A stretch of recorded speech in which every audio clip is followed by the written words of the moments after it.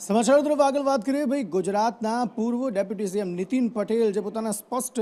વાણી માટે જાણીતા છે તેમણે વધુ એક વખત આમ તો ઉત્તર પ્રદેશમાં ઔરંગઝેબનો વિવાદ છે ત્યાંથી શરૂ થયો પરંતુ હવે અલગ અલગ રાજ્યમાં અલગ અલગ જગ્યાએ નેતાઓ જે છે ત્યાં આ મામલા પર નિવેદન આપી રહ્યા છે અને યોગી આદિત્યનાથની કામગીરીના વખાણ કરી રહ્યા છે ત્યારે વધુ એક વખત નીતિન પટેલે પણ યોગી આદિત્યનાથની કામગીરીના વખાણ કર્યા છે તેમણે પણ એ વસ્તુ સ્વીકારી છે કે ઔરંગઝેબે ધર્મ પરિવર્તન માટે કાર્યો કર્યા હતા બહેન દીકરીઓ પર અત્યાચાર કર્યો હતો અને આ જ મામલે તેમણે નિવેદન આપ્યું છે કે યોગી આદિત્યનાથ જે પણ કંઈ કરી રહ્યા છે તે પ્રશંસનીય કામ છે ને ગુજરાતમાં પણ આ પ્રકારનું કાર્ય થવું જોઈએ।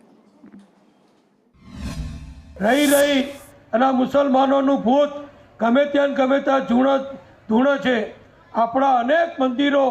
પછી ઉત્તર પ્રદેશમાં હોય કે બીજા બધા હોય મુસલમાનોએ તોડી કબજા લઈ અને મસ્જિદો બનાવી દીધી છે। એ બધું ધીમે ધીમે અત્યારે આપણા મુખ્યમંત્રી યોગી આદિત્યનાથજી જે કામ કરી રહ્યા છે એ તમે જુઓ છો એ બધું પાછું આવશે પણ આપણો સહકાર આપવાનો। પણ જે લોકોએ આપણા ઉપર અત્યાચાર કર્યો આપણી બહેન દીકરીઓને આબરૂ લૂંટી આપણી દીકરીઓને ઉપાડી જઈ